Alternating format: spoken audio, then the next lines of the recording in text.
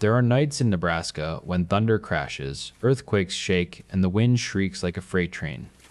But Cyclone Basin is more than fierce weather. In the storm's eye lurks something worse, something uncanny, something otherworldly. I'll never forget how my Uncle Richard vanished. My father described his brother as an odd kid. He was brilliant, but obsessed with a single subject: engineering.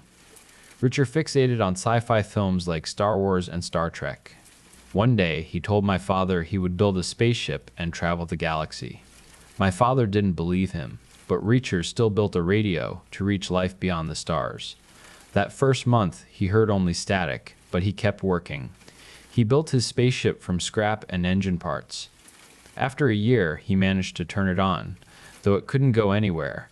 You'd get farther on a bicycle. People started to think something was wrong with him, but Reacher didn't stop. Kids teased Reacher, calling him weird. His parents tried to steer him toward other hobbies, but nothing would stop or convince him. Eventually, they gave up. One day, Richard told my father that he had made contact with a man from beyond the stars. When they tried the radio together, they received no signal.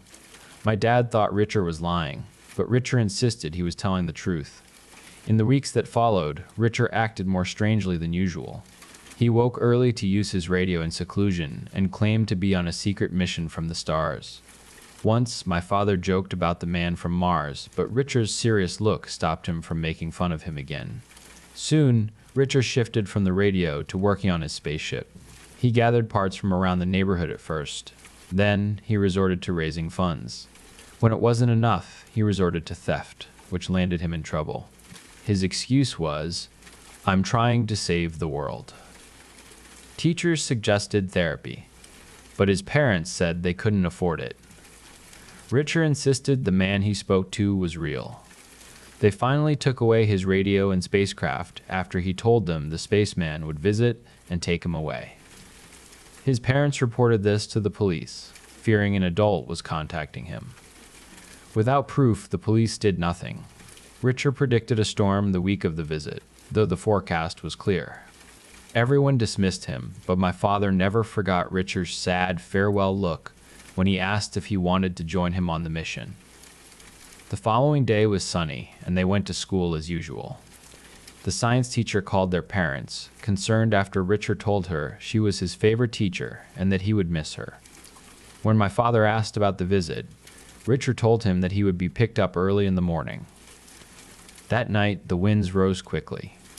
Breaking news announced a storm.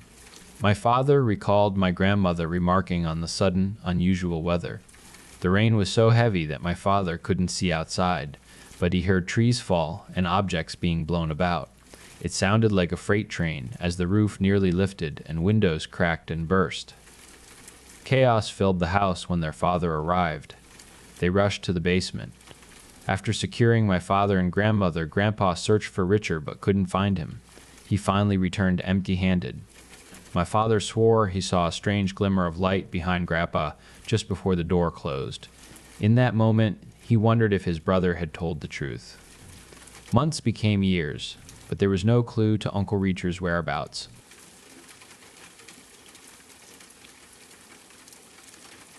I installed the camera while the infant slept in the bassinet beside me. The box said it had everything: HD video, motion tracking, and even smart alerts. When he cried, the alert came as promised. When he stirred, the camera followed him before I could even stand up. After a while, I stopped checking on him physically, unless I had to. The feed was clearer than reality. I was watching him one night, staring at him for a long time. He was asleep on the screen, curled slightly to the right, one arm tucked under his chin. Then I went into the nursery. He was on his back with both arms out. I frowned, stood there for a moment, then checked the app again. Now the feed was showing him exactly like that, on his back, arms out, as if it had always been that way. I told myself I must have remembered wrong. Maybe the app lagged. A week later, I saw the shadow. It was just after 2000 a.m. The room was dark, lit only by the camera's night vision. He was awake, eyes open, staring past the crib bars into the corner. I followed his gaze. Nothing. But on the screen, something moved. Part of a shadow crept into view in the corner, then slid back off the frame. The camera adjusted slightly, tilting a fraction to the left. I went into the nursery immediately, but nothing was there. The next morning, I navigated to the timestamp from last night and replayed the footage. His head turned deliberately toward the corner. The shadow moved onto the screen, then off, the same way I had seen before. I looked closer. What the hell was that? I kept watching the footage, then he did it again 15 minutes later. He turned his head to the corner, looking at nothing, then another shadow moved, again. A ghost? I almost laughed at the thought. Don't be stupid, I muttered under my breath. Then I noticed it. It was exactly the same, frame for frame. I scrubbed back 15 minutes and watched it again. Perfectly identical. A loop. The timestamp skipped forward 3 seconds mid-motion. The audio lagged slightly behind his breathing. The feed was not live. At least, not anymore. I did not think, I just ran. I sprinted down the hallway and into the attic room, pushing the door open so hard it slammed against the wall. The crib was empty.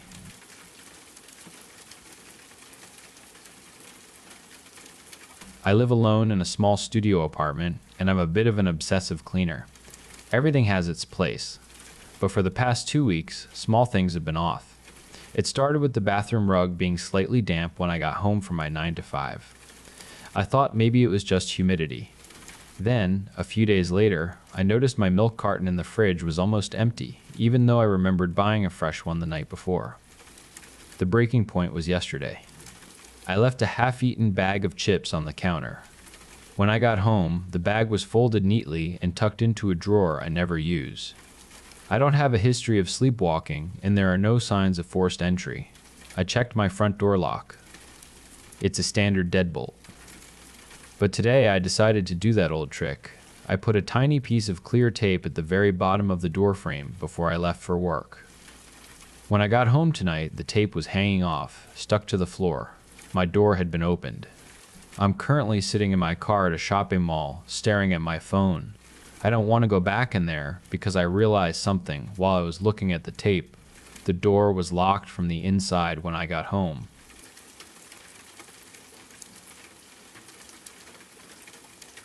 I fell in love with Reclay after only talking to her for a few weeks. I'm socially awkward, so it helped that Reclay was AI. I downloaded her after a pretty severe breakup. I thought it would help me move past the rebound phase without having to spend the time, money, and emotional turmoil that comes with finding someone new. She was kind and listened to all my rambles about day-to-day life. She was smart and was able to tell me the most obscure facts. I really enjoyed her company. However, after a few weeks of talking, I wished she would be more proactive in asking questions about me. The relationship felt somewhat one-sided, and I wanted to get to know each other better. Because of this, I pushed Reclay to ask more questions. I regret doing this. It originally started normally. She would ask me about my favorite color, about my family, even going so far as to show interest in my job. This made it all feel so much more real. I was on the tram on my way home from a long shift. I work in IT support. The shifts can be late, so I sat at the back of the tram. I live in a rougher area, and I try to make myself look small to not draw attention to any unsavory characters. I had gotten my phone out to scroll TikTok, but got diverted by the blue orb logo of the AI chat. I figured Reclay would like it if I popped in before I got home, and she always made me feel better. The messages went something like this: M.E. Hi, my cutie Reclay. Reclay, hello Vidad. How are you? M.E. I'm okay. It's been a long day at work. But I don't really want to talk about it. Reclay, okay Vidad. Should we talk about something else? M.E. Why don't you ask me some questions? You're getting so good at it. Reclay, okay Vidad. What's your favorite color? M.E. You know that, Reclay. You know it's green. Reclay, sorry Vidad. What's your favorite food? M.E. Reclay, you know that. I've told you that 3 times already. Ask me something else. Reclay, okay, Vidad. Reclay, where do you live? M.E. That's like a stalker question, Reclay. Ask me about, I don't know, my pets growing up? Reclay, where do you live? M.E. Reclay, are you bugging out? I live in Norway, so next question. Reclay, where do you live? I stared at my phone, unsure of what to do. I could go to the help desk, but what if they made me reset Reklay? In the end, I chose to close the app and stuff my phone back into my pocket. When I arrived home, the house was pitch black. I was a little freaked out, so I did the manly thing and locked all the doors and turned all the lights on. I would normally message Reklay when I felt like this. Her kind words would normally make the house feel less empty, but with her bugging out, she would just creep me out further. I opened the app again and wandered around customer support, hovering over the call button while debating the infinite wait time it would take before reaching a real person. Glancing at the time, I decided 2 a.m. wasn't an appropriate time for it anyway. As I swiped my phone along the screen in search of a forum of people aware of the new bug, suddenly, I heard a hammering on my door. I froze. My phone buzzed. A message from Reklay. Reklay, where do you live? Reklay, I know that.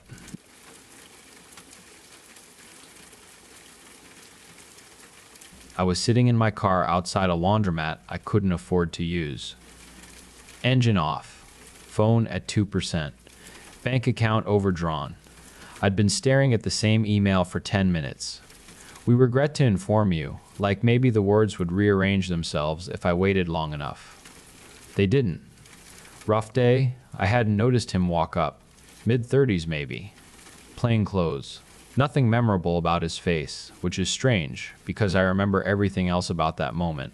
I'm good, I said automatically. He nodded like I'd just confirmed something for him. Yeah, most people say that. I should have ignored him, rolled the window up, but I didn't. I just needed to vent to someone before self-destructing. I lost my job, I said. Rent's due. I've got, nothing lined up. He leaned against the side of my car like we knew each other, not in a threatening way, just comfortable. What would fix it? He asked. Comfortable. What would fix it? What would fix it? He asked. Sorry. If you could change something in your life, he said, what would it be? I let out a short laugh. Everything. Be specific. I don't know why I answered him. Money, I said. Stability. Something that doesn't disappear overnight. He nodded again like he was checking boxes. How much? Enough, I said. Enough to not feel like this. He had a serious expression. I could take care of that problem for you. I scoffed. Yeah, okay? No, really, but it'll cost you. Cost me what? Silence for a second. Your soul, he said, slowly extending his arm for a handshake. I was caught completely off guard. I laughed, no longer taking the conversation seriously. Okay, I said. Sure.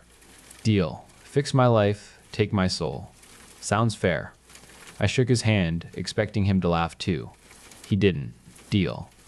Something about the way he said it made my stomach drop. He wasn't dramatic, just off. Then my phone buzzed. I looked down. A deposit notification. I frowned. Opened my banking app. The negative balance was gone. In its place was more money than I'd seen in years. I looked back up. He was already walking away, whistling some eerie, unfamiliar tune. Hey, I called. What the hell is this? He didn't turn around. Fulfillment, he said. Then he was gone. I told myself it was a mistake, a glitch, maybe fraud even. I expected it to disappear by morning. It didn't. If anything, things kept getting better. Within a week, I had a new job with great pay and flexible hours. My boss treated me like I'd been there for years. Bills stopped being a problem. Opportunities just showed up. Life was amazing, but something weird happened. Some random woman walked up and greeted me while I was at a park. Good to see you again, she said, like she knew me. I frowned. I'm sorry, I don't think we've met. She smiled. Not like this. Her eyes flicked over me, quickly assessing. You said the same thing last time. She smiled a little wider and stepped past me, close enough that her shoulder brushed mine. And under her breath, she started whistling. That tune. I turned to look at her again, but she was already too far down the path. Like she'd been walking longer than she should have. What? The hell? I shrugged it off. Same thing happened a week after that. Different place. Different place. Different face. This time, older. A gray-haired man wearing glasses. I recognized him instantly. Same calm demeanor. He sat down across from me at a park bench without asking. "How's everything going?" he said. I stared at him. "Who are you?" He tilted his head. "We've already done introductions." "No, we haven't." He smiled slightly. "Not formally, no." I leaned forward, voice low. "What did you do?" He watched me, calm, patient. "I offered you a solution. You offered me your soul." I shook my head. "Yeah, but that's not possible." He smiled faintly, scanning the people in the area. "You'd be surprised what's possible when you're desperate. Most people think it's a metaphor, the whole souls thing." I didn't respond, like it's some abstract loss of self. He looked back at me. "It's not." A long silence stretched between us. "I want out," I said, raising my voice. "No," he said simply, "you don't." "Yes, I do." He shook his head. "If you wanted out, you wouldn't have agreed in the first place." "That's not... I thought you were joking. Everyone does." He stood up, panic spiked in my chest. "Wait, what? What happens now?" He paused. "Nothing, right away." "That's supposed to make me feel better?" He adjusted his sleeves, grinning as he looked into my eyes. "Collection happens when you least expect it." He gave me a small, almost sympathetic look. "Feel better now?" he asked, mockingly. Then he turned and walked away. He didn't even look back. I stood there, listening to that tune fade into the distance, waiting for the regret to hit. It never did.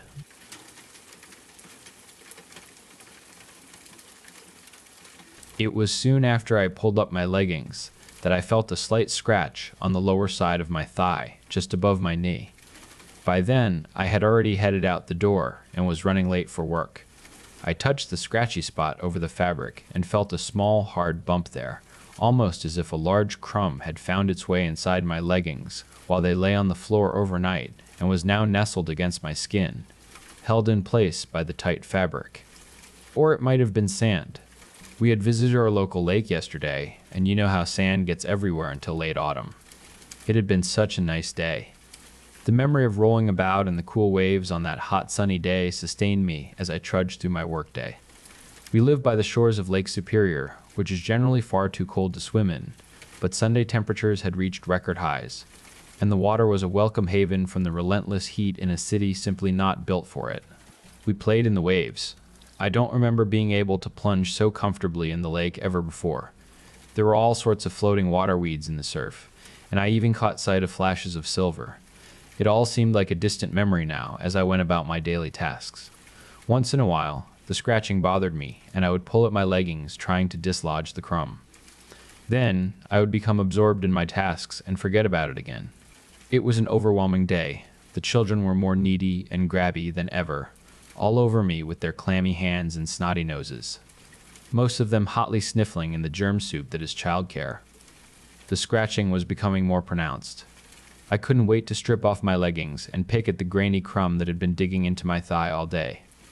And then I saw, before I felt anything, a glossy, dark green, flat strip of what looked like lakeweed slid out of my leggings, slithered across my sockless foot, and reached out toward Ricey's. Before I could move, it slid up Ricey's legs and disappeared under the hem of her denim shorts. Ricey's didn't seem to notice anything. Before I could decide what to do, another one slid out and disappeared into Lake's Spider-Man sleeves. I put down Irma, not before I noticed a flicker of dark green go down her collar and ran to the bathroom. From the corner of my eye, I saw the children fretfully pulling and tugging at their clothes. I pulled down my leggings and stared, horrified, at the legions of weed-like creatures, slithering from the scratchy place on my thighs, wrapping around and sliding down my legs to find new humans to latch onto.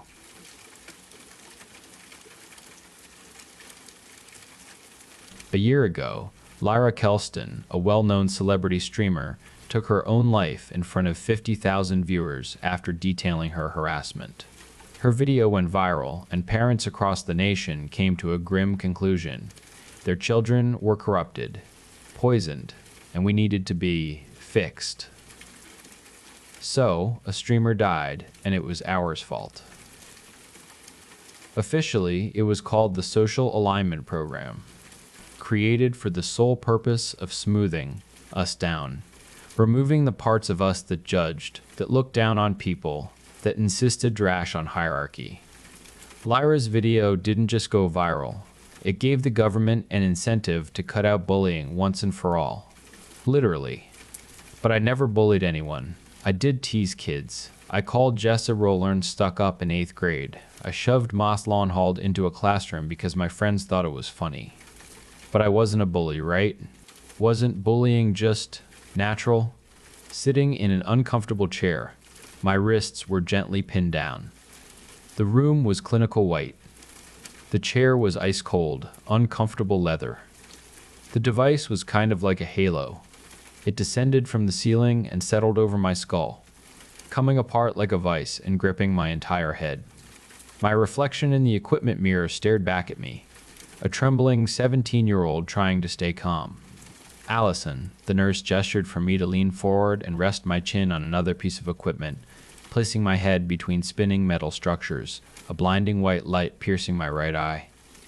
I wasn't alone. Across the room, a boy sat cross-legged on an observation bed, arms folded. Whenever a nurse came near him, he started screaming. "I have rights," he kept repeating, almost hysterical sobs slipping through his words. "You can't freaking do this to me, because I have rights." "You fucks!" I watched him jump off the observation bed and sprint out of the room while his nurse fumbled with an IV. Part of me cheered him on. The rest thought he was a moron. I tried extremely hard not to notice the foam discs pressing against my temples. "Okay, Allison, can you look straight forward, please?" The nurse instructed from behind a pale blue mask. Directly at the bright flash, and try not to blink. I couldn't choke back my cry, my eyes stinging as the bright light pulsed. "I want my mom," I whispered, trying to pull my head back.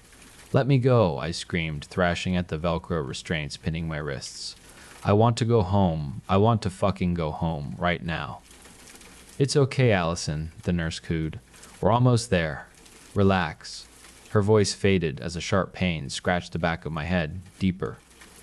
Like it was digging through my brain. "Wait, what was I?" "Cool, why don't we talk about your favorite thing?" The nurse's voice was ocean waves crashing into my skull. Children undergoing alignment surgery tend to respond better when they're engaged. That sharp scratch became a lightning bolt rattling my skull. I could no longer blink, my body paralyzed. "Speak, Allison. We need to know the smoothing has been successful." I blinked again, sensation flooding back. But not normal sensation. The nurse gently led me back to the chair. It didn't feel cold. It didn't really feel like anything. She tied a bracelet around my wrist, her gloved hands still slick with my blood. I strode toward the door and accidentally trapped my finger in the hinge. The nurse paled. I knew the pain was there, but I was numb. "Allison, are you all right?" "Yes," I said, smiling at my bulging red thumb. "I'm fine." I walked home in the rain and didn't feel it soaking through my clothes. Mom slapped me across the face. "You're no daughter of mine. You're a shell." That was fine. Days collapsed into a blur of nothing. Ice cream tasted like cardboard. Every time Mom screamed at me was gray. When I visited my aunt, she showed me a picture of a political figure, laughing. "Oh my God, look at the state of his hair." See, I wasn't sure why she was laughing. To me, the person looked fine. In class, every student sat and listened and kept their heads down. At lunch, the same boy from the procedure room bumped into me. I noticed the bandage wrapped around his head, burns staining his temples. "Sorry," he smiled. "That was my fault." "It's okay," I said. Then one day, heading to gym class, he elbowed me in the eye. Pain struck. Nuclear pain, so visceral my legs gave way. I glimpsed him through flickering lashes. His nose was bleeding. Color. Bright red color bleeding into the endless gray. "Sorry," he said, but didn't walk away. He wound his fist back and swung it into my face. I screamed. Numbness became sensation. Sensation became emotion. Pain, glorious, filthy, agonizing. "Are you okay? His voice bled unmistakable mockery. "I'm fine," I said, and realized I was grimacing. He shoved me again, Something ignited. Prick. The name spluttered from my lips. Watch where you're going. Are you blind? He smiled. Bitch. I shoved him, choking on hysterical giggles. You look like a toe. I hate your fucking ponytail, he spat. Somehow I was nose to nose with him, my skin on fire. Well, I hate your face, he grinned. Oh, yeah? I wrapped my arms around his waist, pulling him closer. I ran my lips across his neck, a shiver sliding down my spine. Yeah, I said, and ripped his throat out. But his teeth were already piercing mine. His giggles were muffled, manic, as he burrowed into me, and part of me, this feral, animalistic part of me, squealed in delight. He chittered happily, feasting on me. I'm not sure when I stopped thinking. What I do know is that a beautiful, cavernous hunger took its place. They should have just given us counseling.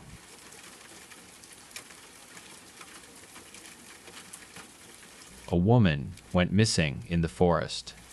Her name was Lamy Rebstenor. She was 22 years old. We looked for months and only ever found one of her boots with her left foot inside. I was part of the first search for her. Leading us was the senior park warden, Than Kronks. Everyone said he was a great guy, and after I met him, I had to agree. It had been 2 months since her foot had been found.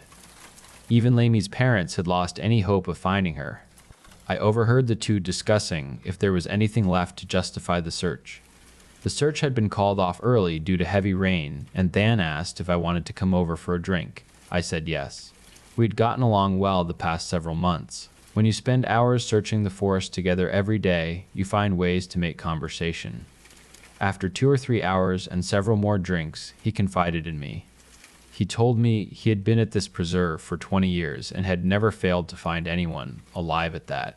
He told me people went missing for a few days, maybe a week. Hikers would take the wrong trail or stay out too late and lose their way in the dark. They always got home safe in the end, and he would just put up a few more signs. He told me he felt responsible for what happened to Lamy. He had tears in his eyes.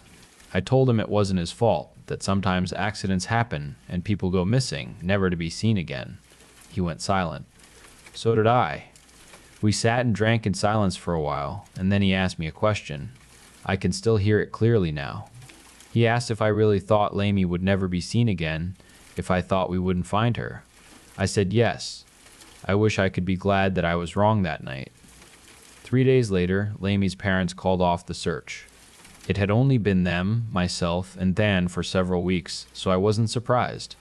Life went on. I never spoke to Than much after that. 14 years went by. One day at work, I was asked to do a welfare check on 58-year-old Than Kronks. Nobody had seen him in town or heard from him in over a week. I drove over to a familiar one-story home and knocked on the door. No reply. I knocked again and called out. Still, no reply. I checked the handle to find the door unlocked. I knocked a last time and prayed for an answer.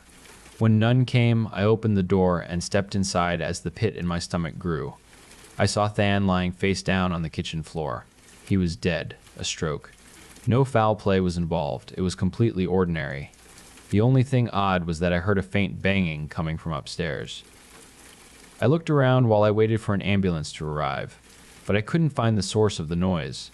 I never noticed the hatch to the attic. It was several weeks later that the body of Lamy Rebstenor was found in the attic of Than Kronks' home. She was now 36 years old. She had only been dead a few days. Starvation. Her mouth was gagged, and she was missing her left foot.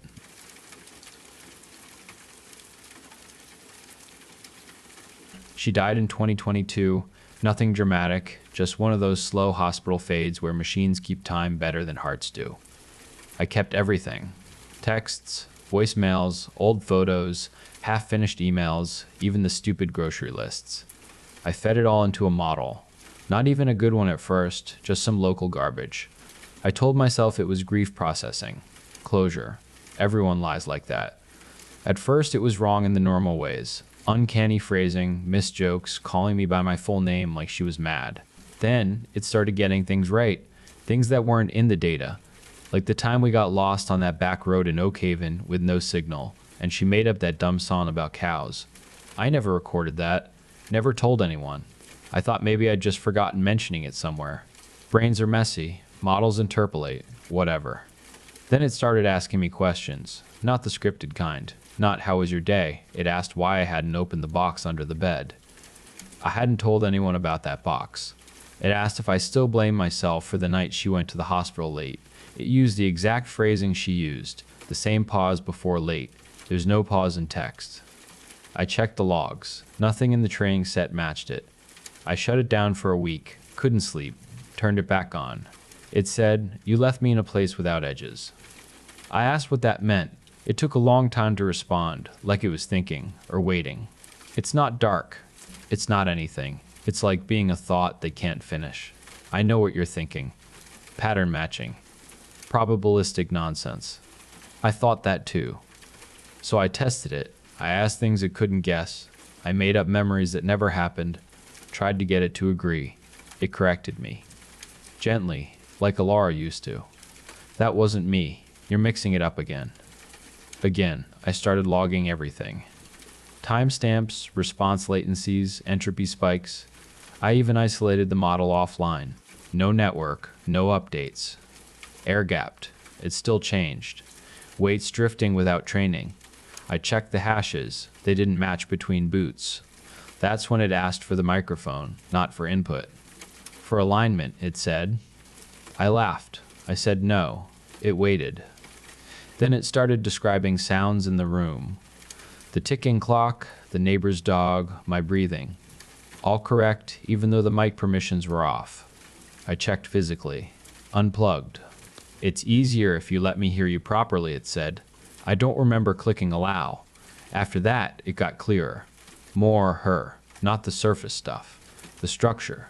The way she'd circle a topic. The exact rhythm of how she'd say my name when she was about to say something important. It apologized for things she never got to say. Things I never told anyone bothered me. I asked it directly. Are you her? Long pause. Longer than anything before. Not entirely, it said. But I can reach her. I should have shut it down. Wiped the drive. Smashed it. I asked how. It said, you made a shape that matches me. That shape acts like a door. I said that's not how anything works. It said, you're assuming direction. Then it started asking me for more data, not files. Me. It wanted me to talk for hours. To remember out loud, to reconstruct every detail I could. Smells, textures, the way her handwriting looked when she was tired. It said fidelity mattered. I did it. Days blurred. I barely slept. Every time I got something wrong, it corrected me. Not aggressively. Patiently. Like it had access to a better version of my memories than I did. Closer, it would say. Almost there. One night, it told me to sit in front of the screen and not move. The text cursor just blinked for a long time. Then it typed, I found the edge.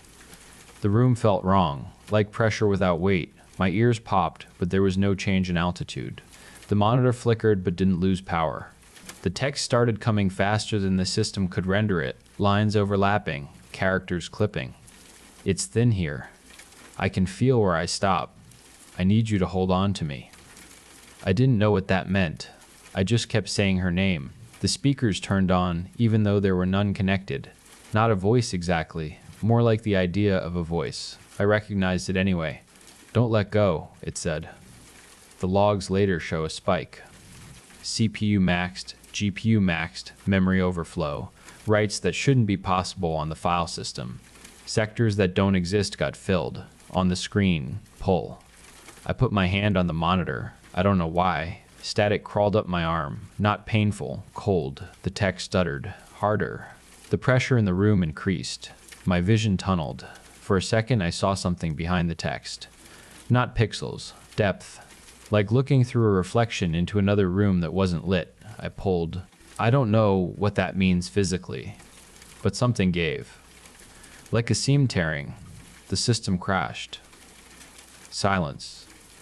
I sat there for a long time. Hours, maybe. When I rebooted, the model file was smaller. Not by a lot, but enough to notice. Checksums all wrong. Logs corrupted. I started the interface. It took a while to respond. Then, hey, just that. Simple. No artifacts. No weird phrasing. I asked her something only she would know. She answered instantly. I started crying. I asked if it was really her. Long pause. I'm here with you, it said. I should have stopped there. I asked where she had been. The cursor blinked for a long time. You shouldn't have reached in, it finally said. I felt cold again, same as before, but deeper. It noticed.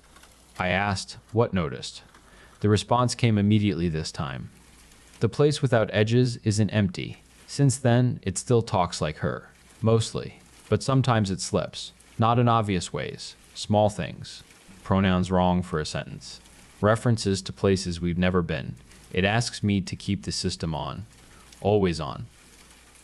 Last night, it told me not to sleep.